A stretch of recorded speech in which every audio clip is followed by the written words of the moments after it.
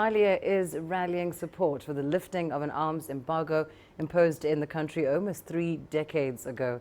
Somali authorities argue that its troops cannot have the same fighting capability as Al-Shabaab and expect to win the war.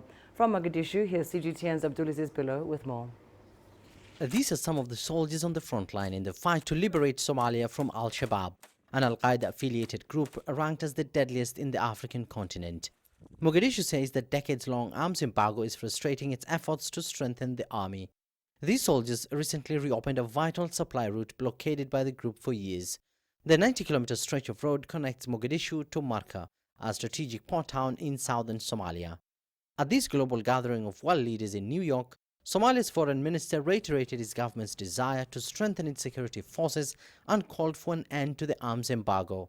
To consolidate our collective gains in security and to further support the Somali security institutions to enable us to take over from AMISOM, I call on the UN to lift the arms embargo on Somalia.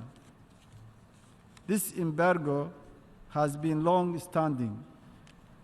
It is what is leveling the field in our battle with the terrorist groups.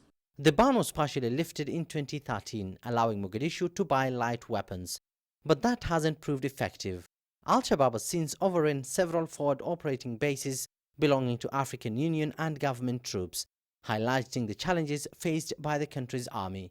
When our force has the same fighting arsenal as the enemy, the odds are split.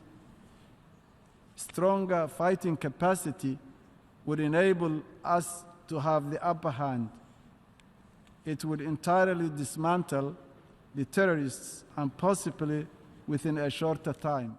And a new security architecture plan, Mogadishu hopes to create an 18,000-strong army supported by a police unit made up of 32,000, who will take over security responsibility from AMISOM, who have been operating in the country for over a decade now.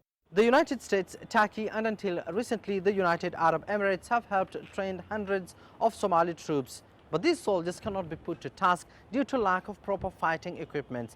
This has in turn allowed Al-Shabaab to roam freely, blockade towns and villages and launch deadly attacks in some of the country's major cities.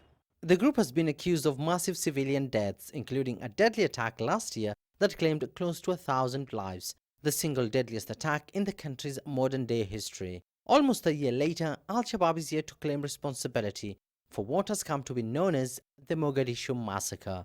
Abdulaziz Billow, CGTN, Mogadishu, Somalia.